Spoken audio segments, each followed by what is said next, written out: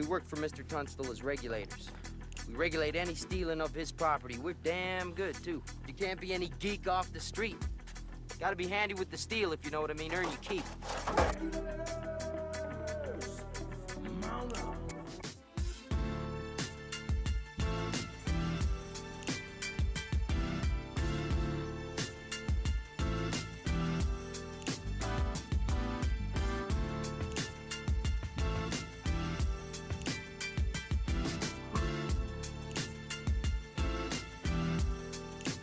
You're up.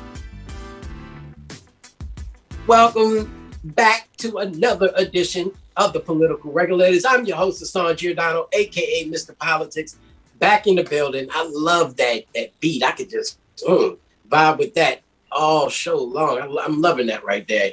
Always good to have it. Jason Rodriguez, our engineer in the background, making that happen. Of course, James J.J. Johnson, our producer as well. I'm your host, Hassan Giordano. I'm always joined by my fabulous and famous, gorgeous, beautiful, you can say whatever you want.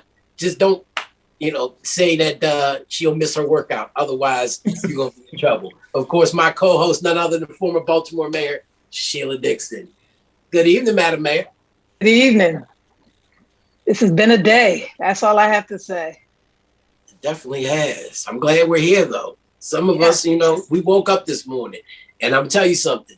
Somebody who's dealing with COVID as we speak, that's a blessing that you never want to take for granted. I'm telling you, that virus is no joke. I know I played around with it, talked about it on Anthony's show a lot and on the radio. And, I thought because I ducked and dodged it for the past year and a half that I was going to be good. My son caught it at school. So that's the thing about returning to school. Everybody wanted to put them kids back in class. They had no answer for this COVID. And it's ravishing schools all across this state and really across this country. Well, Baltimore City, today on the news, 76% of the cases are in elementary and middle school. But Malik is at the age, and that's why middle to high school kids have to get the vaccination. That's what's going to make the difference. Elementary school kids, it has not been approved. But middle and high school kids have to get it. Baltimore City is exceeding all the other counties with the number of COVID cases. And can you imagine after 18 months being virtual or not even being a part of school or being out on the street, what these kids in the city are facing? So we've got to, can't take this lightly. Got to be serious about it. Absolutely not. And so tonight, we talked about that last week. Tonight, we have another issue-related conversation we're going to talk about. Education being a large issue here in the city of Baltimore, across the state of Maryland, and really across this nation as it relates to COVID and so forth. Another issue that's really near and dear to the city of Baltimore, of course, you, Madam Mayor, in the city, and it seems like it plagues us year after year, crime and public safety. And so we're going to talk about that tonight in the 7 o'clock hour. We're going to actually speak to a young lady from the 40th Legislative District who launched her campaign to become the next state delegate to represent that West Baltimore district. Mrs. China Terrell joins the program as a part of our weekly candidate spotlight. Now, if you're a candidate for office next year and you want to be highlighted on future shows, make sure you let us know. Reach out to us, info@dmvdaily.news, or leave us a message right on our live chat on our Facebook feed right here on this feed, if you're watching it on our website at dmvdaily.news. Our producer, JJ, will reach back out to you, get you on the show. We're going to have, as you saw last week, we had Doug Dancer, gubernatorial candidate. We're going to have all the candidates from all walks of life, Democrat, Republican, independent, third party. Doesn't matter what your political affiliation or what office you're running for. We're going to highlight you right here on the Political Regulators to make sure that you get the information out to the voters. That's the most important thing, so our people can be educated before going to the polls. Now, we're going to start this show with a topic that, like we talked about, has local leaders in Baltimore scratching their head for not just the past few months, but the past few years, if not the past few decades, to be quite honest. They're trying to get under control that of crime, public safety, which has been a pressing issue in this city. So as far back as I can remember, 300 plus homicides each year for 6 straight years. Looks like we're going into the 7th straight year. if we stay on track from the numbers that we've seen thus far. So we're definitely going to talk about that tonight. Before we get into that conversation, I have a quick update. Those watching who want to improve their lives, Out for Justice is partnering with the Washington Lawyers Committee to host an online housing and employment workshop tomorrow. It's free, 5 to 6 p.m. All you have to do is go sign up, register for the workshop. They'll give you the Zoom link for you to be able to join in to this free workshop. You'll have attorneys from the Washington Lawyers Committee there to help you out, as well as advocates there in regards to housing and employment development. So you definitely don't want to miss that. Now, tonight, we're blessed to have a conversation, not just about public safety and crime. This is something with experts on it. And I want people to understand, you know, I brag about it all the time. You hear me talk about it, but it's just true. When you look at the numbers, that's all we're talking about is numbers. We're not talking about people's feelings or anything like that. Look at the homicide rate. You look at crime as a whole over the past 30 plus years, and there's only one mayor who's been able to reduce those to historic lows. She just happens to be my co-host on this program. So we're blessed to have her leading that conversation tonight with a gentleman who was her former deputy police commissioner, Mr. Tony Barksdale, is joining and helping her lead the conversation tonight. We got other experts on the program. We got the monitor, the community monitor for the consent decree. Ms. Wanda Watts is on the program with us. She used to work in the Dixon administration. She can definitely talk about how things were changed during that administration as well. We also have the FOP chair of the Baltimore City Schools, and Sergeant Clyde Boatwright, and he has so many titles. I'm gonna let him deal with all that later on. But he's definitely a leader in the discussion that we're about to have as well. And of course, a young lady who is high up. She's a major in the Baltimore City Sheriff's Department. Mrs. Sabrina Tapp-Harper will be joining us as well. So that's going to be the conversation tonight. Don't forget, you can join the conversation with your comments and your questions. Give it to us live on the chat if you're watching us on the Facebook feed, or you can call us. 1-844-404-7200 is the number. We want to keep it short and sweet, so we don't need soliloquies. All we need is just your question or your comment in regards to crime, and please try to stay on the topic at hand. 1-844-404-7200 is the number for you to be able to call in and ask your questions and be involved in the program. I'm going to start the conversation with a question to you, Madam Mayor. The panel can follow suit afterwards, and then I'm going to bow out and let you guys really, ladies and gentlemen, take this forward. The past 6 years, we've seen 300 plus homicides in the city of Baltimore. We have a mayor, Brandon Scott, a good friend of mine, great young man, but when he was city councilman, he was chair of the public safety committee. They came up with a crime plan that was supposed to work. They felt like the mayor wasn't doing it. That never came to fruition. He became the council president. A few years later, had another crime plan. That didn't seem to pan out because they didn't feel like Mayor Bernard Jack Young was getting the job done. Now that he's mayor, has another crime plan, or what they call a public safety agenda. That doesn't seem to be panning out based off of the numbers that we see now. Do you have faith that this administration can turn things around? And is it just on that administration? What else can we do without that administration to be able to do that? Well, first of all, I want to thank all of the guests for coming on tonight, because each of them have a very unique set of skills and talents that really can contribute to not only what happened in the past in Baltimore, but can contribute on what's going on now and what can happen in the near future.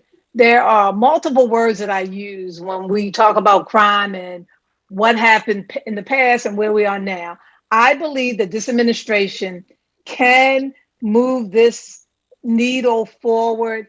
The one thing that I say consistently is that we haven't had is consistent plans that work, that you build on, that you tweak. But when you make drastic changes, it really affects what happens. And that's with education. That's what happens with crime, with schools. And one of the things that I recognize, and that's why I'm glad that you have Tony Barksdale on, that I worked with, He was an assistant. He was deputy commissioner of the police department under Fred Bilfeld, who was really preparing Anthony to move up to that other level. He was there before I was there in a different capacity. Sabrina Tapp-Harper, I'm pleased to say, became a major under my administration at Northern District. One of the first women majors in the Northern District, which is a huge district, and working with Baltimore City Public Schools, as well as she's now with the Sheriff's Department, which was another key entity who was part of our crime fighting plan. And I believe, and Wanda was working at that time in health. Now she is going to explain tonight about where things are with the consent decree. What does that mean from the community's perspective? But we have to look at what worked. We have to look at what we need to do. I mean, just in the last day and a half, there's been several young people who were shot. Luckily, they were not killed. 16 years old, 17 years old, 15, 14, young women being stabbed to death. You know, quality of life. There's incidents going on where I saw early on the news where there were break-ins in stores. I think it was in Federal Hill or Fells Point. In my neighborhood, you know, people complain about break-ins, but we haven't had a consistent plan, and the collaboration between all public safety entities have to be at the table together. I can't emphasize that, but I really would like to, because my approach is, you know, we can criticize people, but that's not where I feel we need to be. Where we need to be right now is, what do we need to do? You know, we can talk about people's salaries. We can talk about state's attorney's office, but I'd like to get Anthony in and Sabrina in to talk about what we did and what needs to happen now, because I just believe we got to get out of this. We've lost population in this city. You know, we keep losing population in this city. So based on the amount that we have in the police department, budget-wise, police officer-wise, I mean, there's a shortage. I mean, we've got to get a handle on this, or we're going to lose more people to the surrounding counties, not just for education and high taxes, but because of the crime, and people are just sick and tired.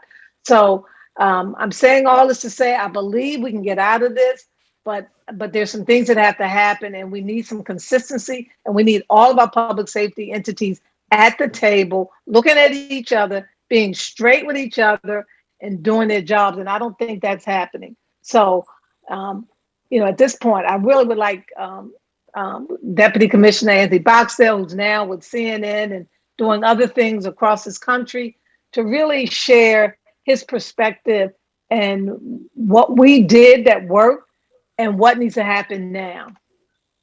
Yes, ma'am. Madam Mayor, I have to say I'm here on my own. Out of respect for you, I am not representing CNN at this time. So that's out of the way. But ma'am, it's your mindset. I don't know if you remember this, but I remember it vividly. When you interviewed me to ask me what could I do to help Baltimore? And that night you said, my city will not see 300 homicides. Do you understand me? And with that, that's a message. If Baltimore hit a number that was unacceptable to you, I was done. And you know what? I love that, because that's accountability. You gave me an opportunity. I'm still the youngest deputy commissioner in the history of Baltimore because of you digging into the agency, looking for internal talents, not going around the country to import somebody that's going to have to learn Baltimore, have to learn the truths, that wouldn't know the talent like someone like Sabrina or Bobby Booker or people like that. You looked within and you said, get going. Another thing that you did was that you called a meeting. I don't know if you remember this, and it was you and I in the auditorium with all of the rank and file that wanted to attend. And you said, okay, I'm going to talk to you. You can talk to me, but there will be respect in this room. And they unloaded. and they told what they were seeing, what they were thinking, how they were feeling. You digested it. As soon as we walked out of there, you said, Barksdale, get on it. And you kept it moving. And that's the energy, that's the direction, that's the leadership that's needed. Another big thing is accountability. CompStat, the management accountability sessions.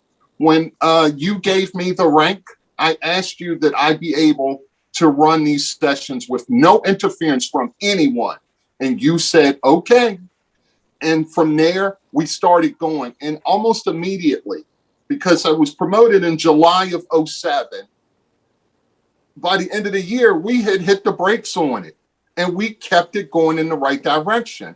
So it can be done. I believe Mayor Scott can do it. But we have to get back to what worked. And there was nothing, we followed the Constitution. We were working together with everyone. I could pick up my phone and call the state's attorney, call the United States attorney, call the FBI, DEA, immigration, anybody. We were a team. But at the same time, let me say this. You believed in City Stat. You would attend City Stat. You would push back at me, anybody in that room, if something seemed off to you. So we were watching not only crime, we were watching our budget. And that was something that we did weekly, even during the good times.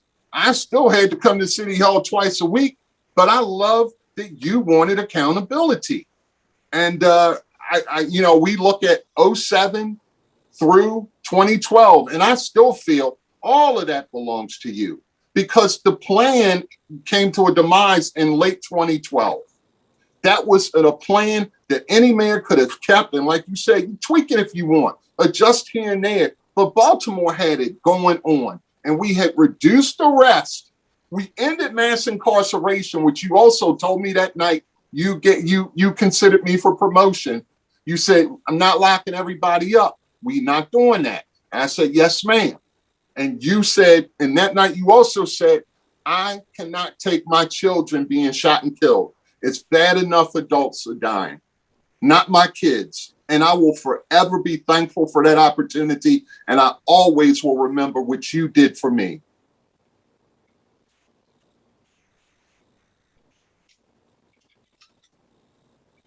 Now I was on mute. I appreciate what you're saying. And the one thing that I realized though, in observing the prior administration, the O'Malley administration, and that was, I know what my expertise is. My expertise was administration. My expertise was managing. My expertise was education, because that's what my underground background is. My education was knowing and understanding agency.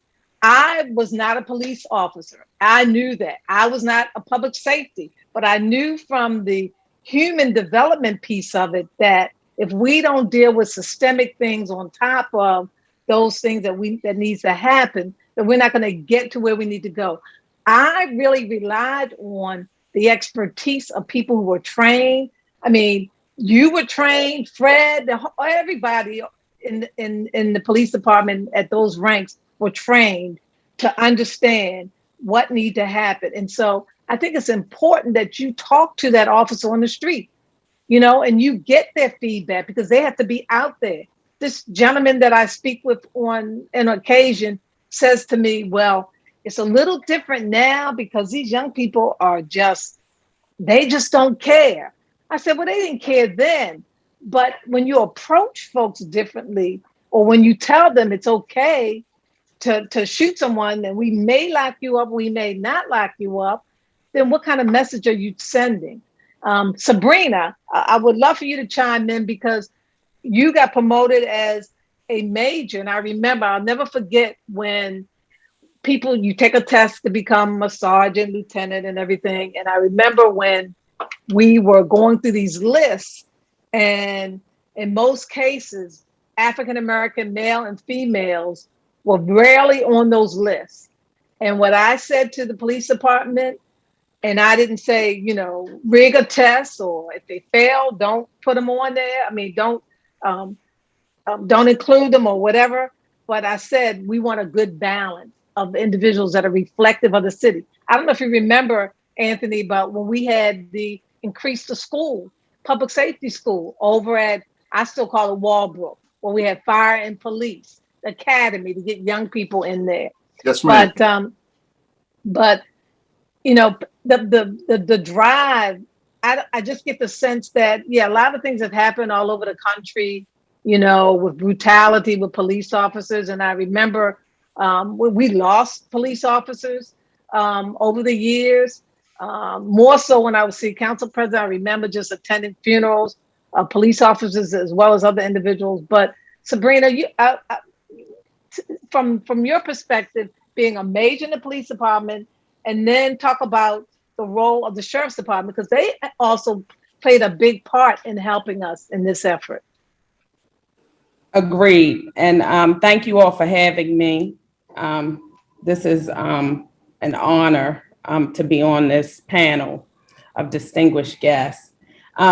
It's three things that I'd like to talk about. One is plan, one is collaboration, and one is community. And you know, originally, Mayor Dixon, I'm going to say this. I found out that you were a teacher. My mother was a teacher. She was the one who told me that you were a teacher. And that had something to do with the way that you probably did business.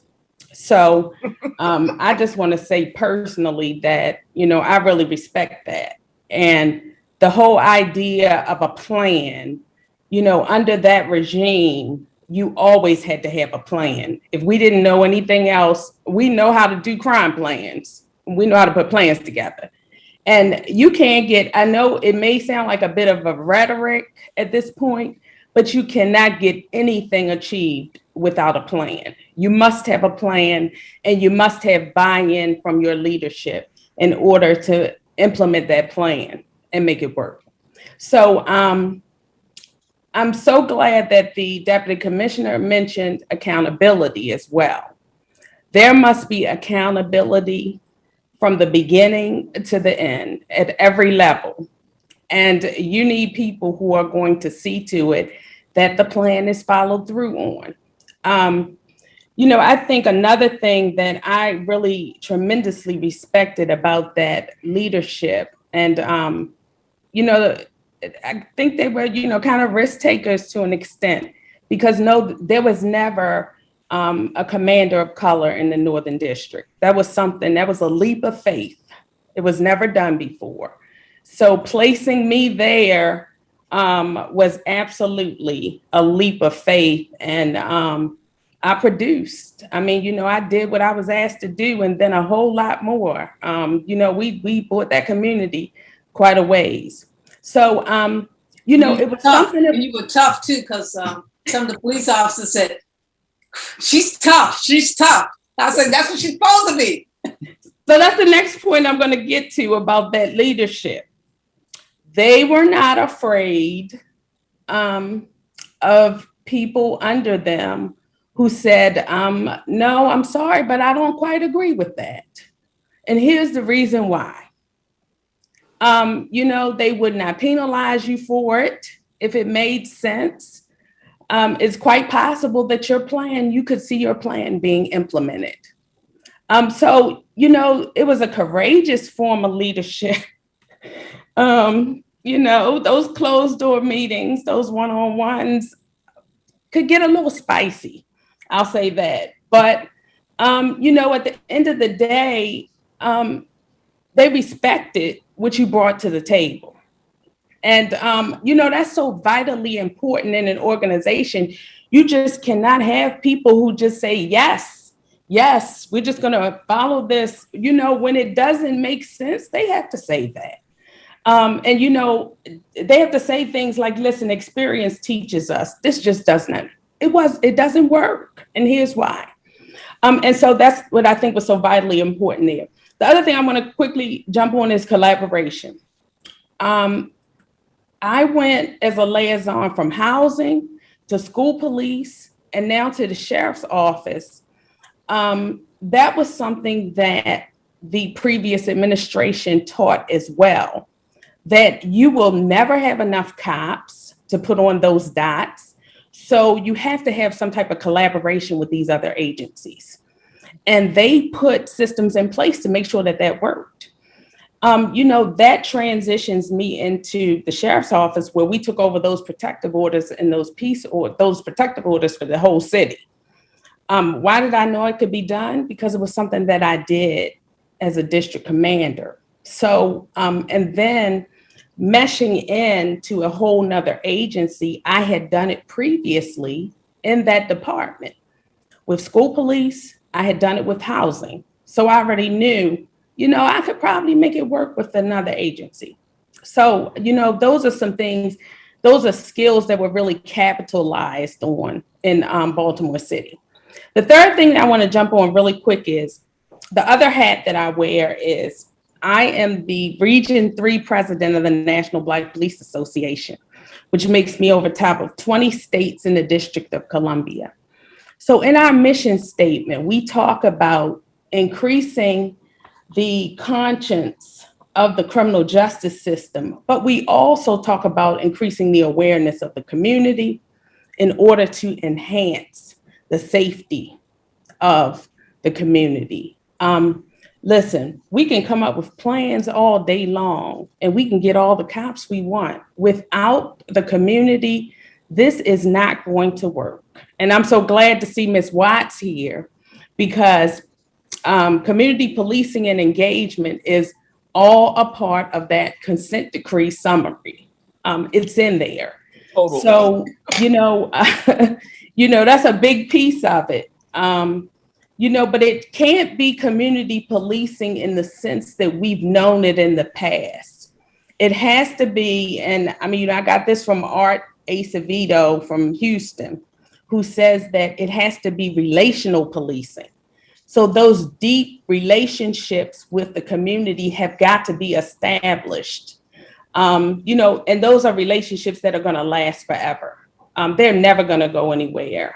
And I think the community knows the difference between relational policing and, just kind of the aesthetic, artificial policing that involves the community that we talked about in the past. It has to be a really deep relationship that goes on there. So here's a question, because I know Anthony probably remembers him. You might remember him, Howard Dixon. He was retired when he came to drive with me, but he used to be executive protection. Yes, ma'am. Smoke. And we were at an event, and Howard used to work on 33rd Street, that whole area, Greenmount Avenue. He got to know the residents. He got to know the businesses. He went in there. Howard can talk. If people know Howard, he can talk. We ran into one of my neighbors. She had not seen Howard in 30 or 40 years. She knew Howard Dixon's name. He used to come in the library and sit there and tell stories. That, for me, is a relational, that is a connection between the community. She hadn't seen him in 35 years. She still knew him. She still knew his name. Officer Dixon. He knew her name. I was surprised, because he sometimes, as you get older, he knew her name. She remembered some of the stories he told. We don't have that kind of policing going on now. I know we attempted to do that type of police, not just get out of the car, but just get in that neighborhood, get to talk to people, get to know people, let them know that you're human, that you have a family, that you have challenges, that you have struggles, that you have fears. People want to hear that. They want to feel that. So I don't know. I would offer that it's also, relational policing is also not fertile soil for police corruption. You don't have a whole bunch of corruption going on when folks really, really know you. And that's just my theory on that. One of the things when you talk, and Anthony, you can chime in, one of the things, and then I'm gonna let Hassan has a couple questions. One of the things that was disappointing, and that I knew that the gun task force, when it was created, and when it originally was operating where it was really getting illegal guns off the street. And I think when that changeover happened and there was not that accountability like Barksdale was talking about, I don't know what happened. Boxer, maybe you can kind of give a perspective on what happened, but it was working at first. Well, Madam Mayor, I think when it was launched under you, it was an entirely different objective than what led to the disaster. They were trying to trace guns back to a source, a supply route, and figure out, you know, if somebody is trading guns for drugs and things like that. While the last iteration was go out, lock up people for guns, get a gun arrest and you're a hero. And I knew years ago that wasn't the route, but you started to have people in power who thought that a gun arrest, any gun arrest, is a good thing. And that's where I disagree. And I know you disagree because you said we're not locking up everybody. We're going to get this done without mass arrest. So, and here was my thinking. If you've left a community, a city, under this much crime for so long, are you going to have individuals who are good people that decide, I don't want to be a victim, that say, I'm not going to let my family be killed out here. I'm going to carry a gun, even if it's illegally. I've got to live. I want to protect my family. Yes, because I saw that growing up in West Baltimore. I know this is a fact. So we started to focus on the right individuals. And when we started off, our list of names was only 12 names long for the entire city. So the original Gun Trace Task Force was on a separate mission under you. And I saw people try to throw dirt on you with that. And you handled it very well, but they better take a deeper look because the mission changed, the leadership changed, and the results are completely different. And another thing, back to the accountability.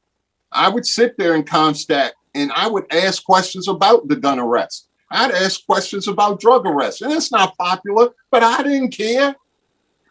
We needed to know if you're making good cases or bad cases. And I do it right in front of your face. And the state's attorney, my partner in the state's attorney's office, is now a federal judge. And I would ask him flat out in front of the room, is this a good case or a bad case? And how's the testimony going? But we were pushing, and like me or not, we had a job to do. You gave us a mission. And I just want, while I have this chance, Sabrina was a superstar. There were times I had to call Sabrina into my office, if she will remember this, where citizens had tried to give her birthday presents through the department, which I had to approve them, and it had to go through legal. So when she's talking about community, she's telling a true story. She's not on here faking it or lying. That's what she believed in, and she showed it every day she came to work. Well, speaking of crime. Thank you, sir. Thank you. When we're talking about crime from many different perspectives, and all of you guys are coming from a law enforcement perspective. I want to bring Clyde in because he's law enforcement, not Baltimore City Police, not sheriff, but they all go hand in hand. You got the school police. Now we see there's a lot of crime that's matriculating from young people these days. We've seen people even bringing guns into school, not just the children, but adults as well. Clyde, I want you to kind of chime in and give your different perspective on where you see crime today, how it's manifested, and how we can get out of that. Again, thank you, Hassan. And again, hello to everyone on this distinguished panel. I mean, I'm so excited to see Commissioner Barksdale and my favorite Major Tapp-Harper and Mayor Dixon, Ms. Watts. So from the school police perspective, we've had a thing about relationships for a long, long time. Under a previous chief, he brought in this statement that was borrowed from a local pastor. If it's not about relationships, it ain't about nothing.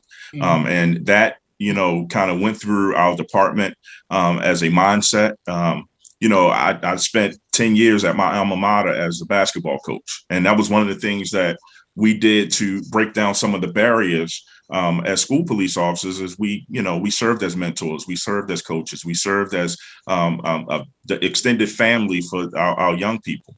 And so when you have a police department, back then we were 142 strong, that was hell-bent on positive outcomes for young people. If that is the mindset, you got to know the community that you're serving. So it was an excellent opportunity when I was a young officer to get to go back to my alma mater at Carver High School, to go to my childhood neighborhood of Sandtown, Winchester, and be a police officer there, and be where people got to see someone that they watched in the community grow. It was kind of hard sometimes where people would yell across the street. They would yell my nickname out, and I would turn around and look, and the kids were like, "Oh, that's your nickname," because I know you're from around here. But that was the kind of relationship that we had with our community. So what we're seeing now is that school police, we just have a unique way of relating with young people, relating with the community, because that's what we do. We serve as almost kind of like ambassadors, if you will. We are currently working. We have a partnership with a local city agency where we provide like extra patrols in the downtown area. And I saw a report 2 weeks ago where this agency is reporting the record low for the last 4 years of crime being reduced since school police started walking foot in these particular areas. It's because of that relationship. It's because of that omnipresence. It's because of us getting out and being in the community. So, I think that we work well with our partners with the city sheriff's office. We work well with our partners with BPD. And as long as we're all in the same boat, rowing the same way, I think we can get to a happy place. There's an old saying, the old folks say, the best way to get out of a hole is stop digging. And right now, I listen to a lot of what Commissioner Barksdale, I want to call him Commissioner, but Deputy Commissioner Barksdale says, when we talk about cops on dots and we talk about some of the old strategies that actually worked under the Dixon administration, and that could work now. I mean, I think all of us can agree that we would not want nothing else but to see Mayor Scott's administration thrive and be successful, because if he wins, we all win. And I think that we're all resources, but you got to watch and look at people that you surround yourself with. I mean, it was mentioned earlier by Deputy Commissioner Barksdale. You can't, go and look everywhere around the country and think that, people can tell you what's best for your home, for your house. Right. We got people in-house that can do the job. We have a lot of talent locally, and people are ready to take leadership roles because there's something about bringing someone to the city and you have to teach them the difference between Roland Park and Holland Park. And that's something that you can't get by coming and interviewing or watching The Wire.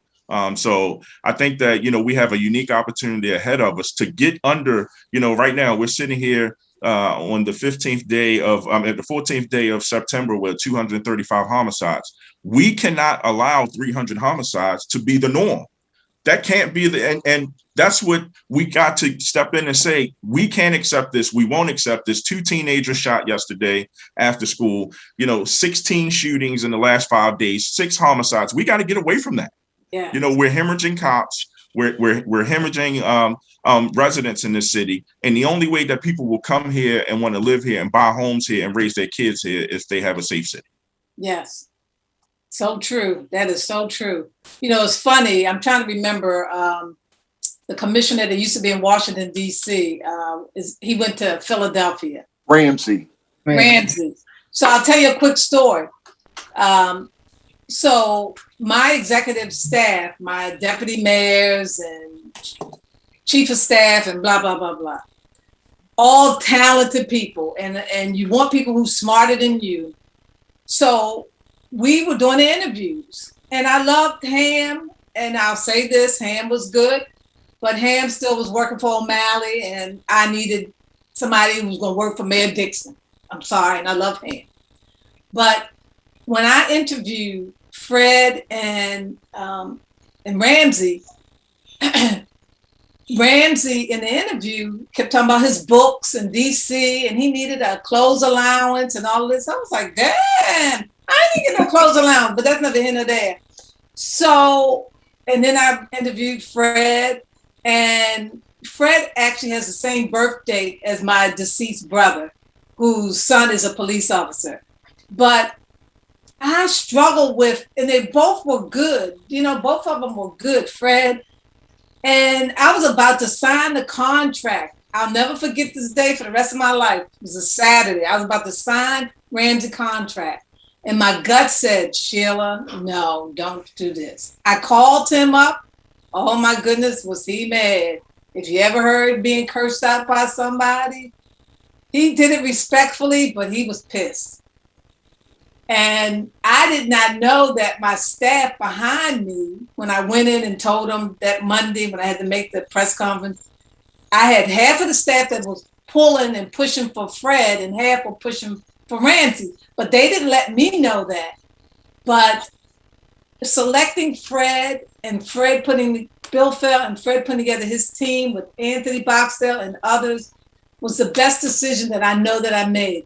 And after I made that decision, I was really at peace with myself and knowing that this team of people, and that's why I said consistency, because that's like Barksdale said, this still was going on in 11 and 12. And if Rollins Blake had to continue to build on that, you know, we would not be, I'm convinced we would not be where we are today. And we would be in a better situated position, and we would be sharing with other cities what we were able to do. Because I remember Pat Jessamy and O'Malley used to go at it before I was city council president. And I remember, I'll never forget, O'Malley brought a raise for the state's attorney because you only could get a raise right after you get elected. He didn't share it with Joan and I, and he brought this raise to the Board of Estimates, and we looked at this and it's like, what is this about? Why are you giving putting all this money in the state's attorney's office? And Joan and I was like, we're not supporting this. We both voted no. And he did that because he was trying to get somebody to run against her. But I remember sitting down with Anthony and Fred and Pat and a couple other people and said to them, look, we got to put our egos in our pockets. We have a job to do. And I said to Pat, what are some of the weaknesses in our police department? And she said something very basic and simple.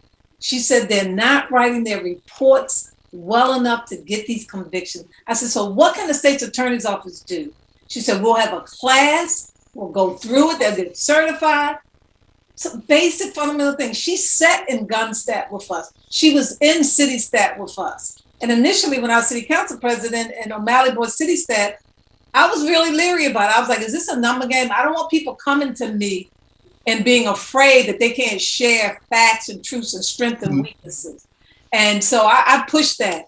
I see Wanda's on. We got a consent decree now. So I guess, Wanda, as a result of all the corruption and all the other stuff that was going on over the last 40, 50 years of the police department, the judge came in, created this consent decree. Your role in what the consent decree can do for the community, because as you said earlier, a lot of people don't even know what it is your role. Absolutely. And a lot of people don't even know what the consent decree is. If you ask the average person, they would have no clue. I hear some background static. Can you hear me? Yeah, we hear you fine. Okay, now it stopped now. And so my job is actually, I'm the lead engagement person for Baltimore City with the consent decree. So I'm between Baltimore City Police Department and DOJ. And my orders are to bring the community to the table. Bring the community to the table so that they understand the consent decree and they understand what role they have to play in police reform. And it's basically what Sabrina was saying about the community. The police officers now are starting to get out of their cars. I'm getting community people telling me that the officers are walking the street and they're stopping and saying hi. They're having conversations, and that's part of the new training that is a result of the consent decree. And those are things that we're constantly doing. We're constantly bringing the community to the table to listen to what they have to say. And what they tell me is anonymous, and it goes to the judge. So we want honest conversations. And I also speak with the police officers because we need to know what actually they're feeling and what's happening on the ground. And we're the judge's eyes and ears. So we go back and forth between the community, police department, and DOJ. And so the biggest thing right now is education. We're going into the 4th year of the consent decree. The first 2 years were actually technical because the police department needed to have a new computerized system. We needed to have something that was real time, which we have now as of the past couple of months. So the police officers in their cars, their supervisors can see exactly where they are and what's happening. They will be doing their reports in their cars.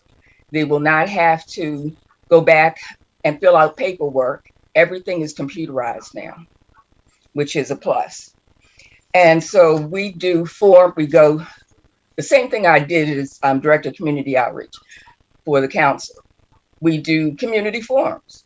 We bring people to the table via Zoom now, but then we also go out and we're instructing the community how to actually give input into the policies and procedures that have been changed. There are a lot of things I could say. Things like the youth diversion program, that's going to kick in January. There's going to be a pilot in the Western District where they're going to bring in 32 youth who either live in that community or they have committed a crime in that community. And so there'll be total wraparound services for the families as well as the individuals. So we're looking at holistic ways to address crime because it's not just, that people don't, the people want to steal. Why do they want to steal? I had a nephew who he graduated from high school, he couldn't read. So we have to look back at schools. We have to look back at the health. We have to look at housing. We have to look at job training. We're even now having to look at lead paint poisoning because in Baltimore City, we have a whole host of people who do not know conflict resolution. So they're out there killing, Bubba's killing, Tracy over here because they can't talk to each other. So we've had to take, from the top down to the bottom, look at everything holistically and bring everybody to the table to make this work. That's the only thing that's going to happen. And we have to make the community understand again that the police are our friends. And we have to build that relationship up. So that's it for me for Marianne. So when you said holistically, it sounds like when I was saying being consistent, like that youth program sounds like family strengthening, where we bring the family, we provide the therapy. That's why I said sometimes, we come up with new things and we test this and test that. But if we look at what was working, right, and try to keep those things moving in the right direction, then sometimes we'd be in a better place. That's why I said Baltimore, we have all the ingredients to be successful, right, in this process. And and that's looking at all the different administrations, there has been so much that could have stayed in place, even if they had to take your name off of it. Just wipe your name off and put your name on it. But they were working. Those systems were working, and those are the systems that we're looking at now.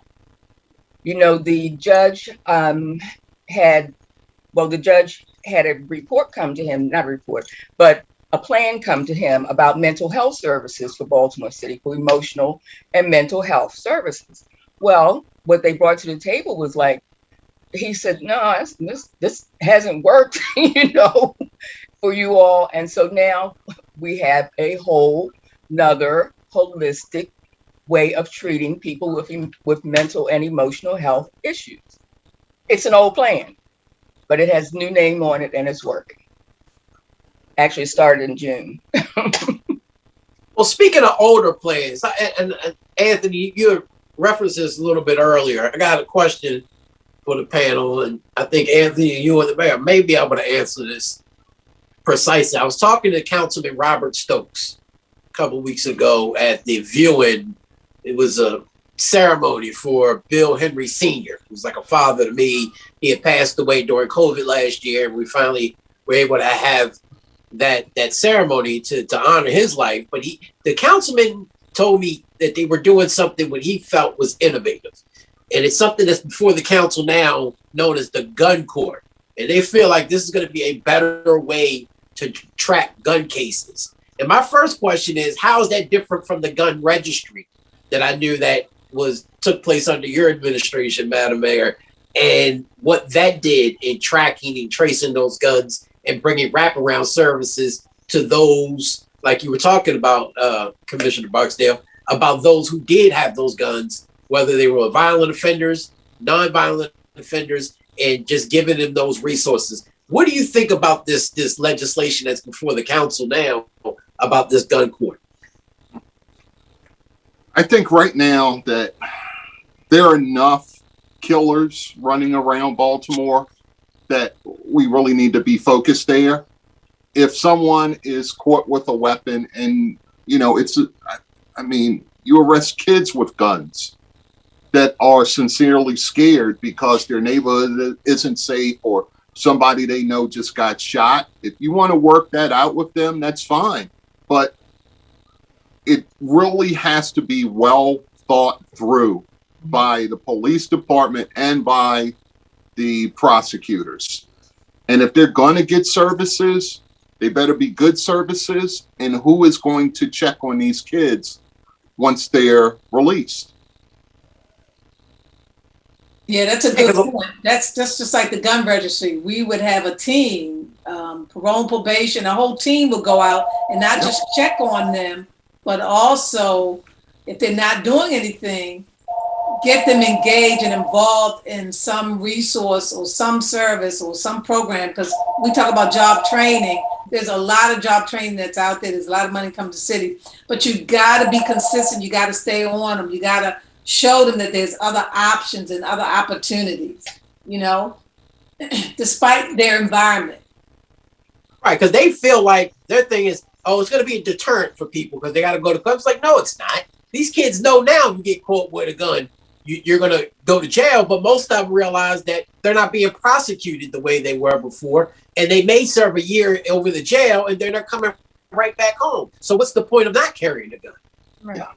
Yeah. So I don't understand what a gun court is going to do as opposed to you still go to court now if you get caught with a gun. I mean, I understand this will be specific to guns, but I'm not sure that this is going to be the deterrent we need to help stem the crime, tide of crime. If you're talking about reducing violence, we need to go back to when we did gun stat, where the feds were at City Hall. We would review cases together, state's attorneys there, and they would say, okay, we're going to adopt this case, or the state's going to take the case. And we knew right then and there, and that started under Mayor Dixon. So, there's so much that we could have kept in Baltimore that would have kept things going in the right direction. And why these things are eliminated, why we try these brand new ideas that aren't proven, I just don't understand it. And this applies, Baltimore situation also applies in DC. You're seeing ridiculous crime in DC and you see no clear response. And I want DC to win just like Baltimore, but it takes leadership and accountability. One thing I'd like to say, when you mentioned that, Baltimore City, we're being looked at now around the nation for police reform. I do a weekly Zoom and I'm getting people Zooming in from all over the country, asking us, what are we doing here in Baltimore? And so I'm telling them some of the best practices, that we've had. And so we are being looked at all over the place. For good or bad? For good. I measure strictly by violence. Everything I look at is, are people living or dying? And let's cut to it. Are Black people living or dying? Our children are getting shot up. Our women are getting shot up. Our men are getting shot up. So I just judge everything by the amount of pain and suffering in the community. So that's where I stay. I stay with the violent side of things. Clyde, let me ask you. Excuse me, sir. Sorry about that. No, go ahead. Go ahead, Sabrina. Just one other thing I was going to mention about the guns. Even with us doing the protective order service, in the situations where they had guns, if these individuals were convicted felons, they had no business with guns anyway. We took those cases federally. So, I mean, you know, when you look at the whole idea of guns, and yes, I got guns with Baltimore City too. It has to be comprehensive, you know, however you're looking at it, whether it's court or what. In each of the cases, you have to have the law enforcement eyes to look at the case and say, is this something that we can take federal, even if it's a protective order? And that's what we've done at the sheriff's office. And the feds have a very high conviction rate as opposed to the state, which is a very big difference, especially in the mindset of a criminal. People don't realize, we look at it from our perspective, but living that life before and understanding their mindset, they ain't scared of Marilyn Mosby's office. I'm just telling you, they're not scared. They could care less. They feel like, yeah, they got to convict me. And they feel like juries aren't convicting them as much, and the state's attorney's not going to convict. But when the feds step in, it's a whole different mindset. Well, that's like we had Rosenstein as the federal prosecutor, and he, coming from a Republican background, he was probably one of the best partners that we had in his team. Mm-hmm. And it's interesting because I remember when the election happened under Obama, and Senator Mikulski called me and said, well, what about this Rosenstein guy? I was like, oh, yeah, keep him. He's good. He knows what he's doing. His people know what he's doing. Keep him. And this last guy that this prosecutor had, the Asian guy, I can't think of his name, that was there. Unfortunately, see, this is why I'm saying sometimes you got to take the politics out of it, and because it's Republican or Democrat. That guy was kind of like he reminded me of Rosenstein. But he's gone now from the Biden administration. He seemed to be on point and had that kind of passion and drive that Rosenstein had. I can't remember his name, but he was there briefly. But sometimes you got to take the politics out of stuff to get things done. You know? When you was it Robert Hur? Wasn't it Robert Hur? Mm-hmm. Could be, I can't remember. Yeah, that was him. He was good. He was good. He reminded me of the federal prosecutor we had, and the drive and passion to really make an impact and different. Now, Clyde, I want to ask you a question because I'm going to get you in, but one of the biggest frustrations I think citizens have from a police perspective is when y'all talk about community policing is a lot of these police aren't from Baltimore. They come down here and they police us for however many hours. Then they go to West Virginia, Pennsylvania, or God knows where in surrounding counties. Is the school police reflective of more locally grown or people who reside, your officers reside in the Baltimore region more than we see on the regular police department?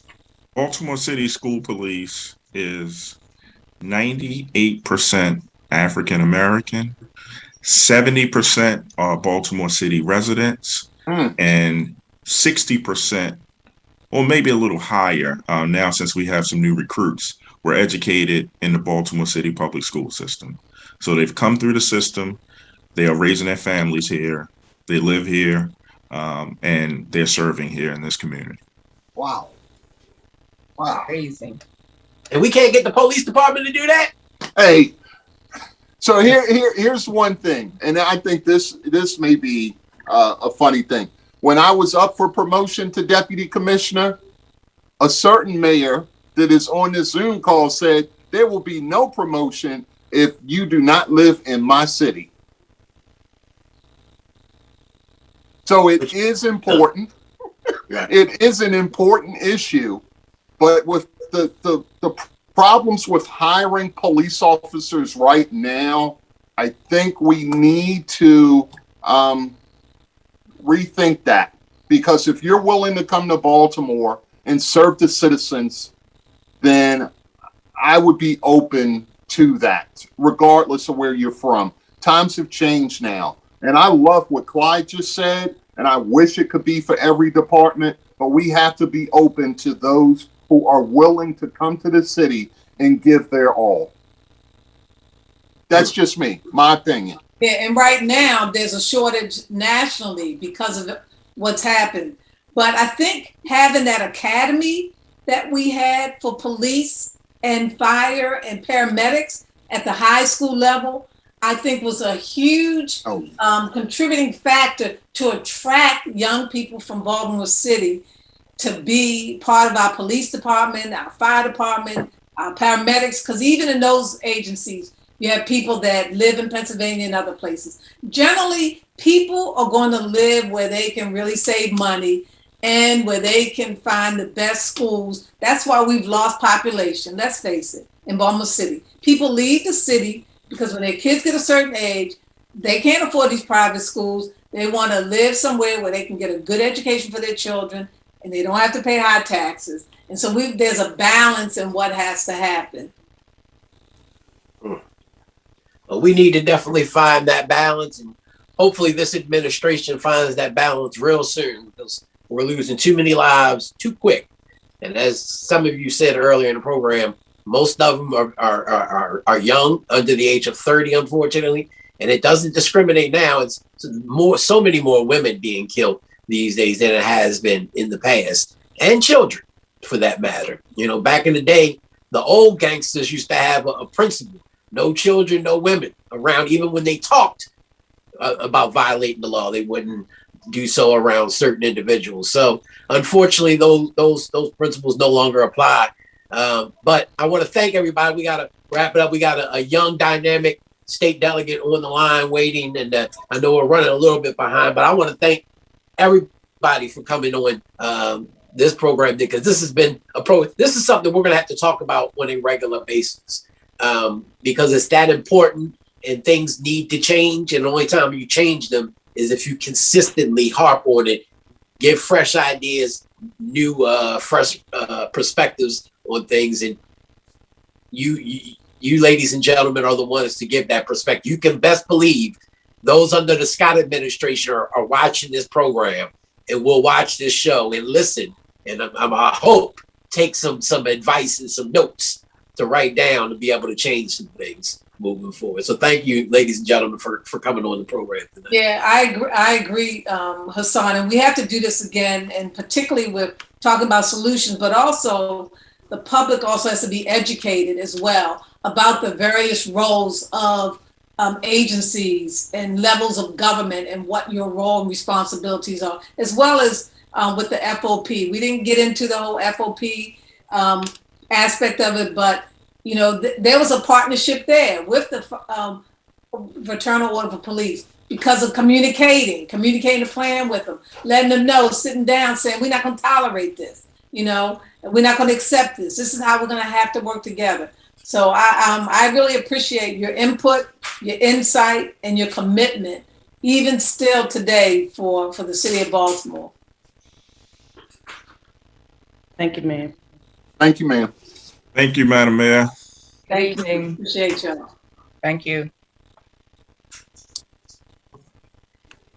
All right now. Well, we're coming into our second hour of the program.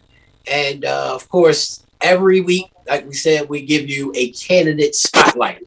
We want to highlight those who are running and vying for your vote next year during the 2020 gubernatorial elections. Of course, next year, very important nationally. We fight back for control of the House and the Senate in DC. We're going to have a governor's race have an attorney general's race. We're going to have a comptroller's race statewide, all three statewide here in the great state of Maryland. But we also are going to have every senator and delegates seats are going to be up for grabs. Now, the number is currently 188. We got redistricting coming up in the next few weeks. And so what that looks like come next year is anyone's guess.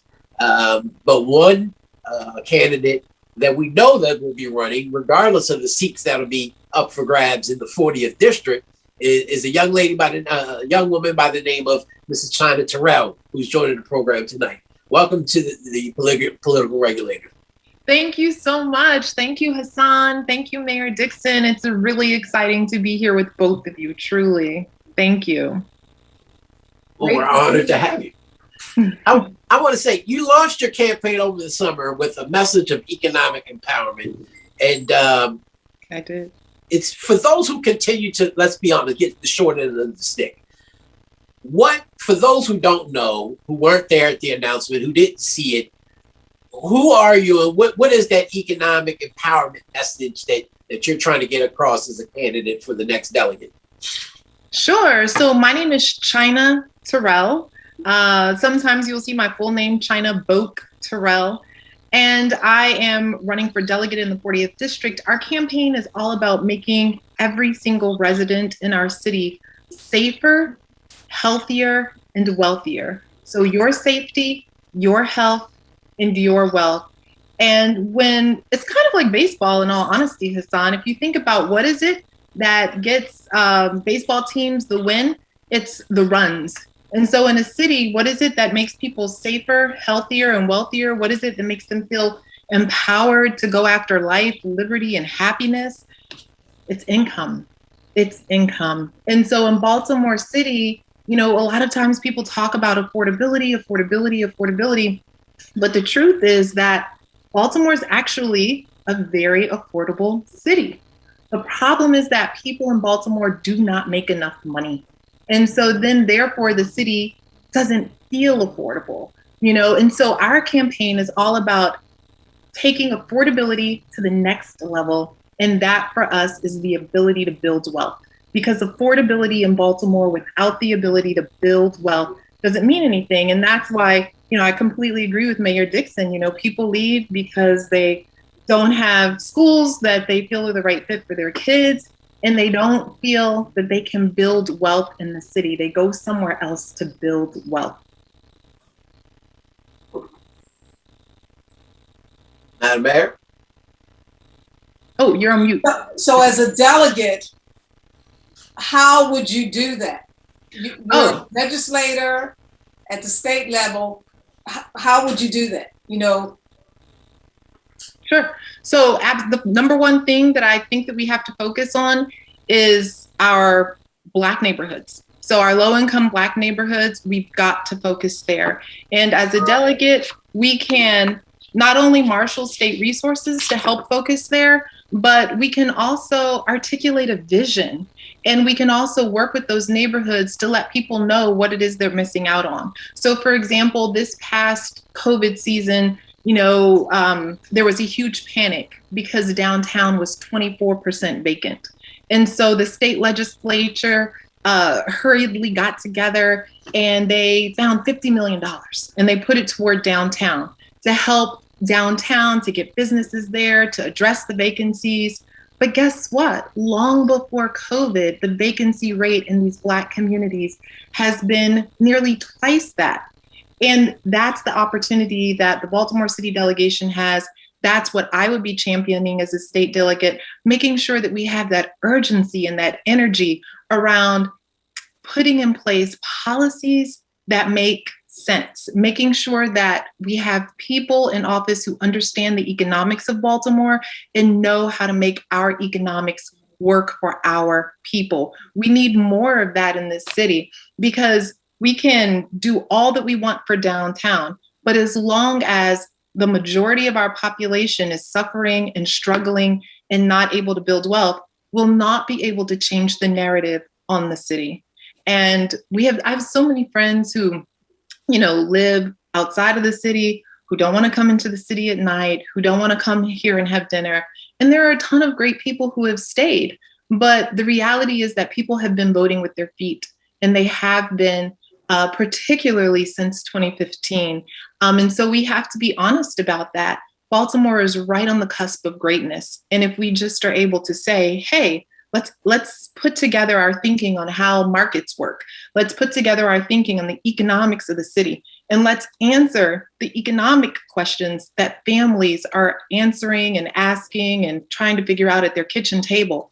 That's when we'll keep our residents and actually get more. So what's your plan? There are 3 seats in the 40th. So what's your strategy? How are you going to win this seat?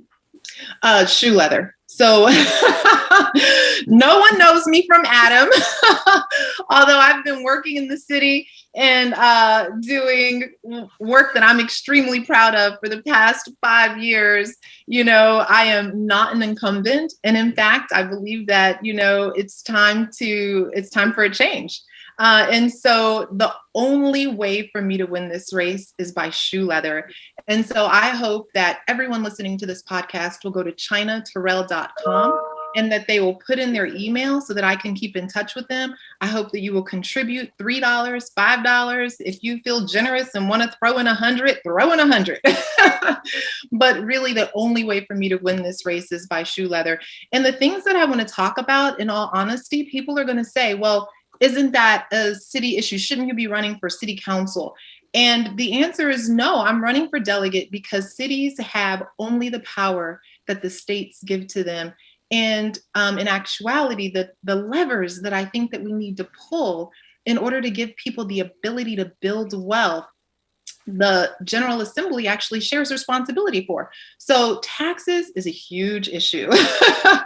And I know that you know that, Mayor Dixon, and I know that Hassan knows that as well. And in not this season's episode, but not today's episode, but in episode 1, which of course is available on your Facebook and your website, I think one of you mentioned that we need to have a whole episode just dedicated to the taxes issue.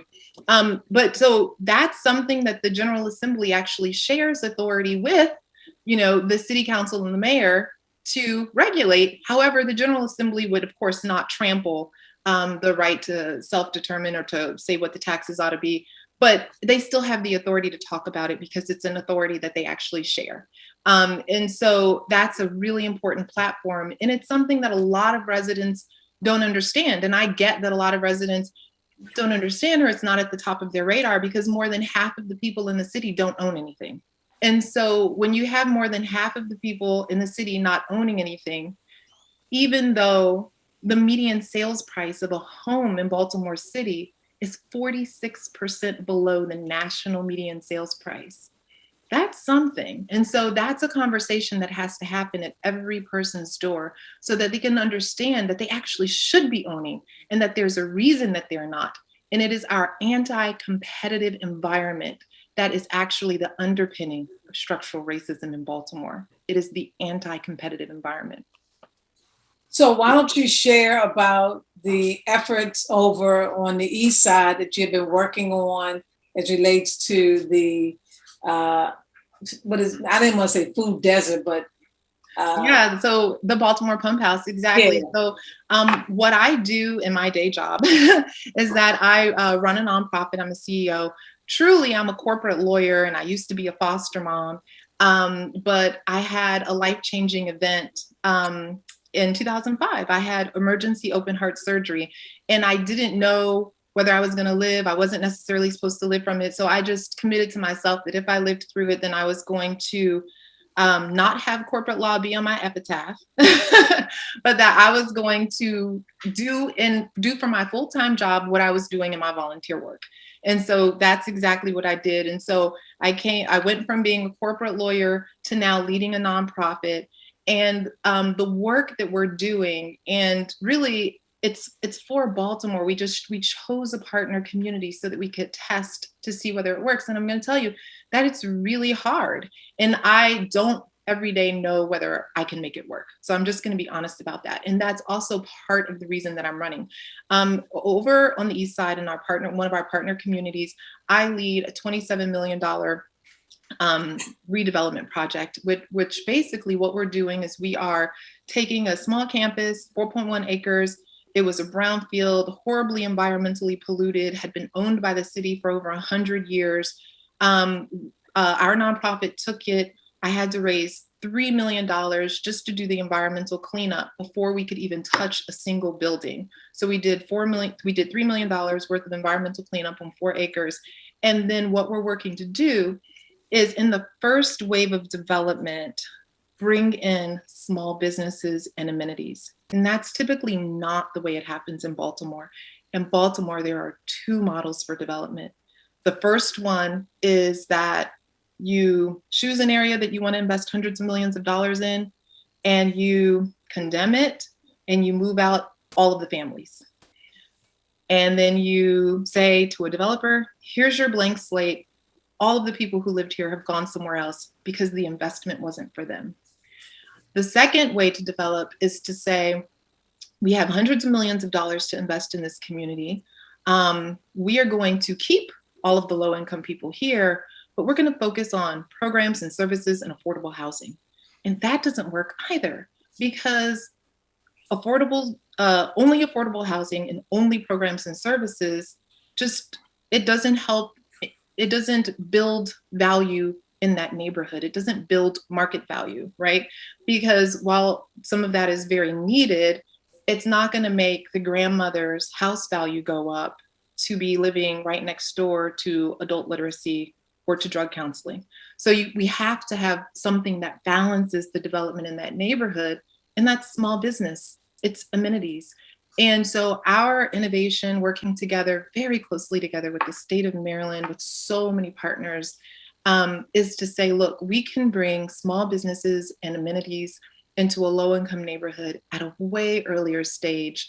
And then before the money runs out and before the political will runs out, we can actually get that neighborhood something that's going to allow it to increase in market value, so that there's something that we can build on, as opposed to having to continue to need grants and subsidy to make the neighborhood work.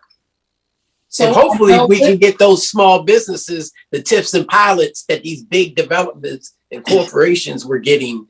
So, and that's the challenge that I'm having, because the deal is that, not that many, and I know this is a choir, right? So we're having a choir conversation.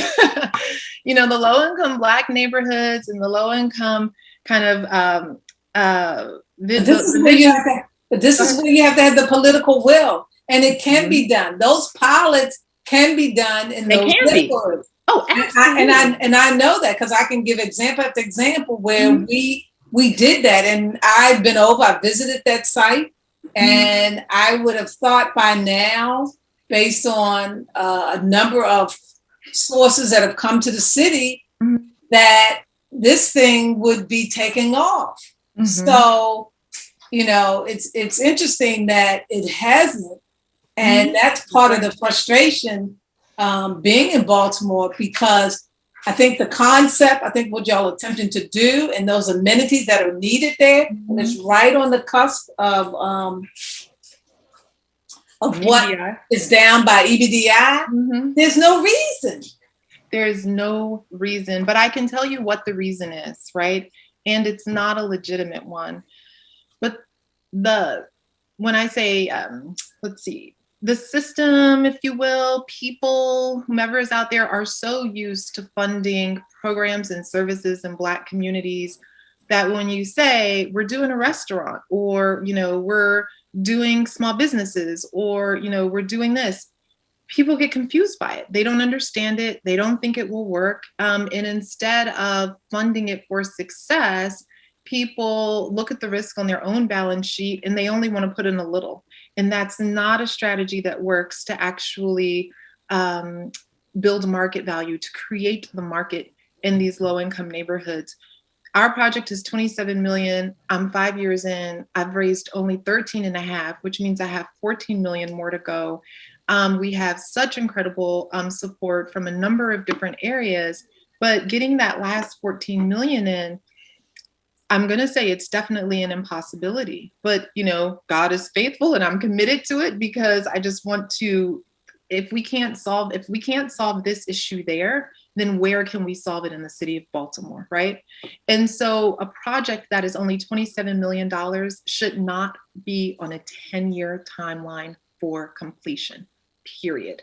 Because if that's the case, then it will literally take more than 100 years before we have the critical mass of strategies that we need in this city to really change the narrative on the city. And that's why I got into this race. I'm going to tell you, I've always had a call to serve and to want to represent people. And I, have had smaller sort of elected positions before, but I'm so thankful that I did not, run before I had the experience of trying to make this development strategy work, because I would not have known anything. And there is nothing like the on the ground experience of piecing together a deal, assembling the financing, trying to recruit the commercial tenants to really understand what the market of that community is, how it works, and what the economic environment needs to be for things to take off. That's the knowledge that we don't have in our political class.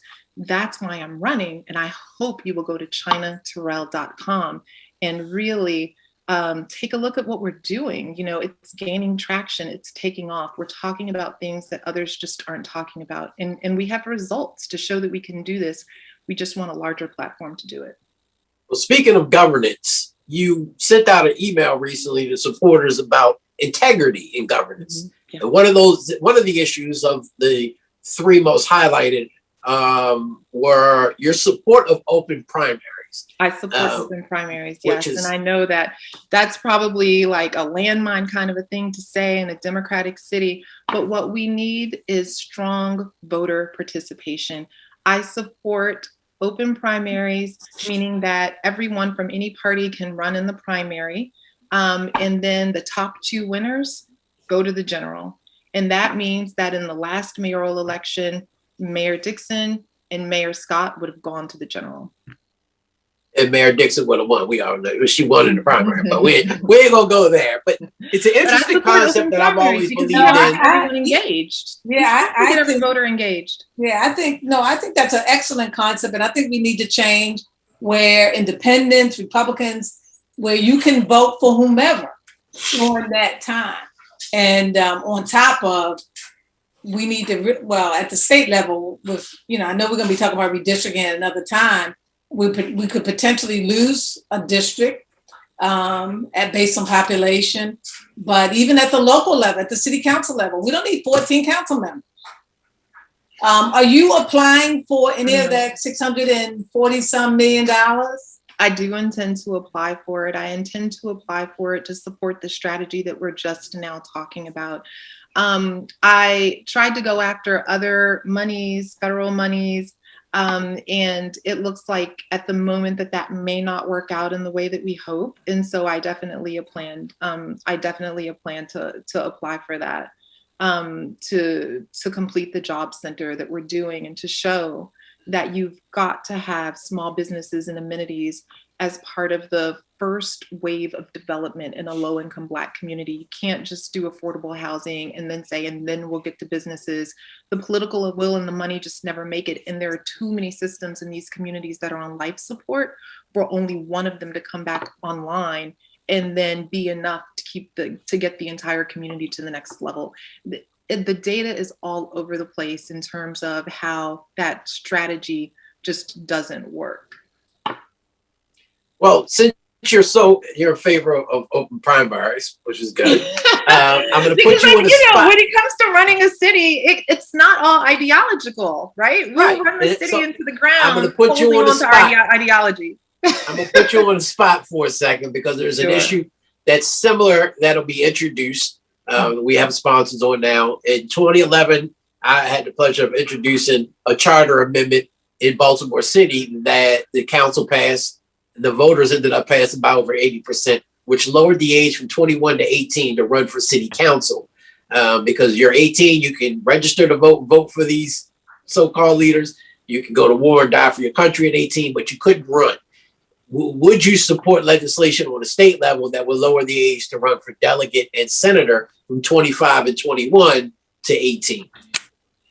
I'm going to be honest, no, because I just don't believe that what makes a person an effective leader is experience. Thank you. And I can tell you that I had all the degrees in the world. You know, I have a bachelor's degree from the Johns Hopkins University. I have a law degree from the University of Minnesota. I graduated magna cum laude. I have a master's degree in public administration from the Harvard Kennedy School. If I had won a seat such as this delegate seat right now, without the experience of actually having raised $13.5 million to bring into Baltimore City, without the blood, sweat, and tears behind having raised $1.5 million in incentives for Black-owned businesses, or having put out $100,000 on the street in forgivable loans for entrepreneurs and low-cost loans for other nonprofit developers doing transformational work, if I had not had those experiences, I would have not been an effective leader. And so I don't think it's, you know, being able to read a rule book that makes one effective. It's literally understanding how the world comes together and being able to pull from disciplines and connections and people. And I just haven't met that 18-year-old yet.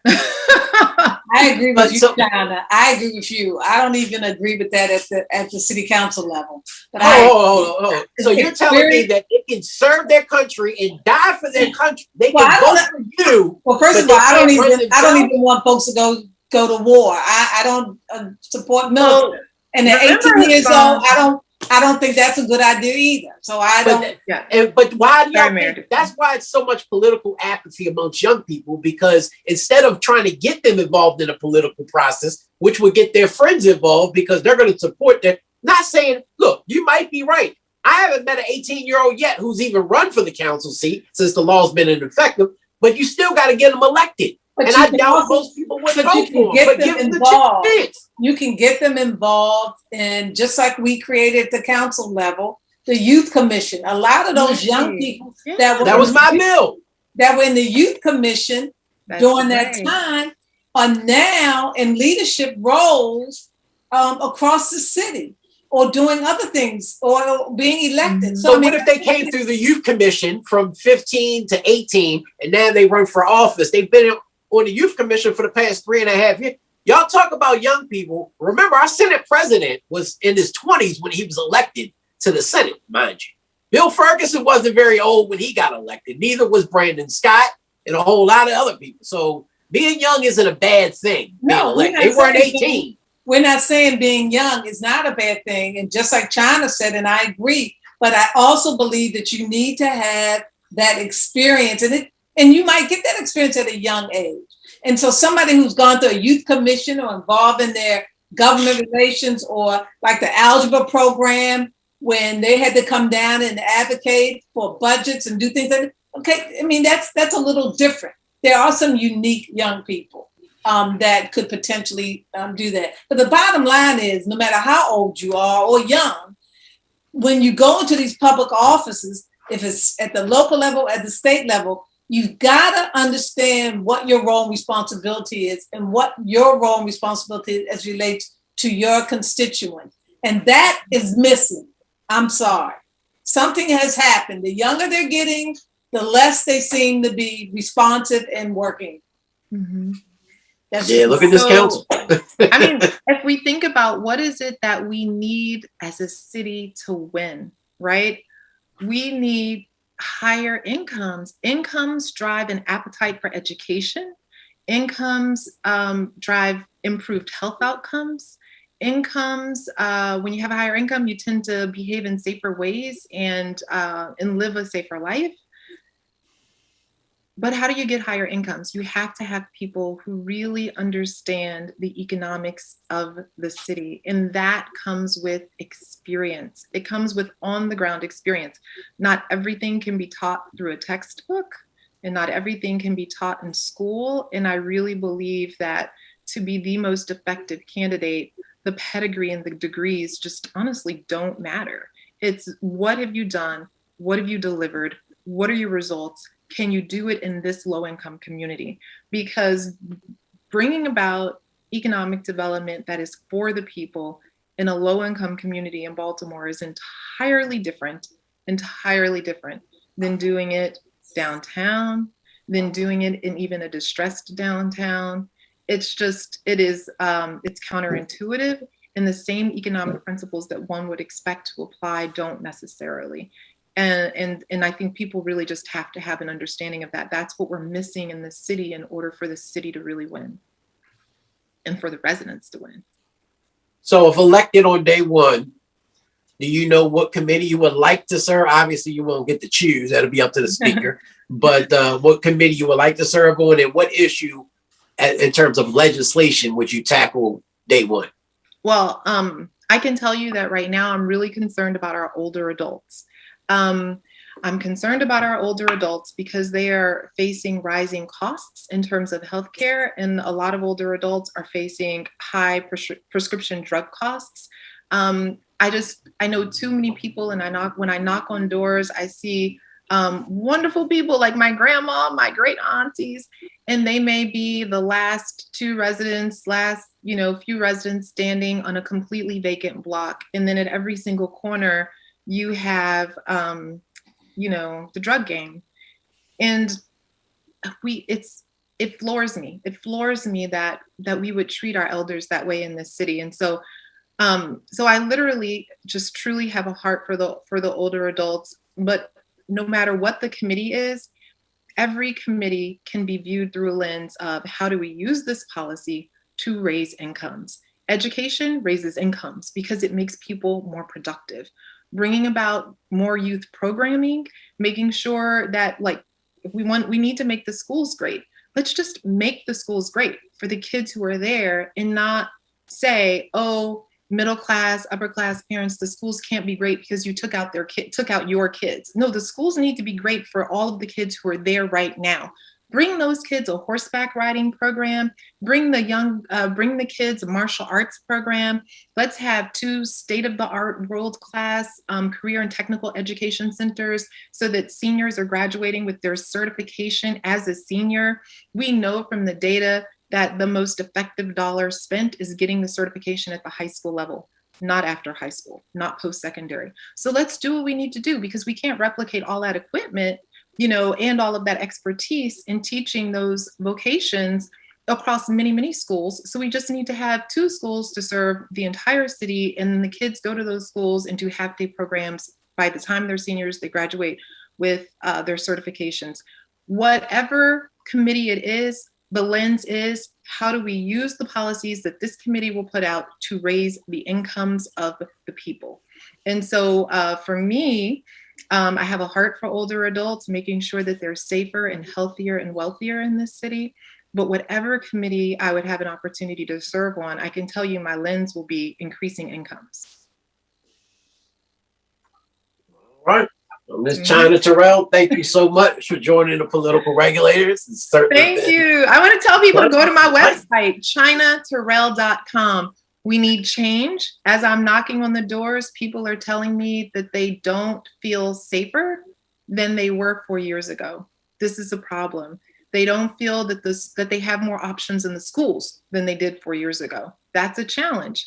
And so I think that people are looking for something different. And so I really encourage people just to go to China, CHINA, Terrell, TERRELL.com and sign up for an update. Call my cell phone, 410-989-1607. We need all the help that we can get to win this. All right. Sounds like somebody trained you up well. Real well. You're talking points on I saw in the last program you told the other candidate, say your website. So I was giving myself bonus points every time I said my website. Check. And Doug should know better. He's run plenty of campaigns. See, you got him beat. I'm so grateful and honored to chat with both of you. I've learned so much from both of you behind the scenes, and I'm just really grateful for the opportunity to continue to learn and share. Great. Thank you so much. All right. It's been our honor. Thank you. Bye-bye. All right. Well, Madam Mayor, we made it through another program. Good show. Good show. It was. Look, voters are deciding today, right now, tonight, on whether Gavin Newsom's going to stick around for to be the governor. What do you think's going to happen? I think he has it. You do? Come on. Look at the condition of California at the time, they were second to New York. Now things are on better control versus other places. I don't know what people were thinking. I have a whole different perspective. But hey, I think he'll get it. I think he will.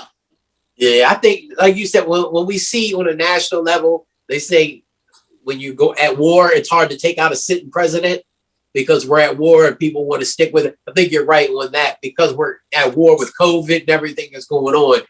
And I really don't have no faith in none of the other candidates. They got 1,000 candidates that are trying to unseat them. I just, doesn't fare well for them. But we'll see. By the end of the night, we should know something. They're already talking about voter fraud. Yeah, Trump and his I group. heard that. Oh my goodness. Well, we know there's been voter fraud. Maybe not on the presidential, but here in He's not Baltimore even City. talking about that. You talking about 2016? Yeah. So anyway, it was a great program, and we'll be back at it next week, family. Definitely, this was a good conversation. We got to talk about public safety some more in depth too, because I know y'all could have gotten a lot more deeper than what you did, but it's only so much time and things we can fit in one program. So we'll definitely get some more. To devote the whole time to it and bring some other levels of public safety in the process as well. Bring in mental health piece, see what's going on, with these efforts now that the police, if they feel that it's a mental health issue, they call in therapists and psychologists and social workers and figure out how that's working. But yeah. I want to say happy belated birthday to my son again. Malik turned 15 years old on Sunday. He got COVID too. So after he gets better, he needs to go get the vaccine. Yeah, I know. He ain't getting it though. I talked to your mother. Okay. He's going to get it. He has to get it. He has to get it because he wants to play sports. And so that's good. But a judge just ruled in one of these states that mandatory vaccine for sports illegal. Well, so we got to see how that plays out. He still needs to get it. Yes, he does, because it's the schools that got him the COVID. Yeah, well, he needs to get it. And that Raven game last night, that was a nail biter to the very end. Oh my goodness, that was a good game. I'm sorry, on both ends. It was a really good game. I would have been hurt if that was in Baltimore and I was at that game. I'd have been a little bit more hurt than I was sitting at home last. I thought when we intercepted it in overtime that we had that, right? That was the turning tide, and then it just flipped on us. Look, they said, you got us twice. We got to go after Lamar Jackson. No, Lamar, he cost us the game. He gave us the game, then he cost us the game. Yeah, but you gotta, what can you do? He's got us so much.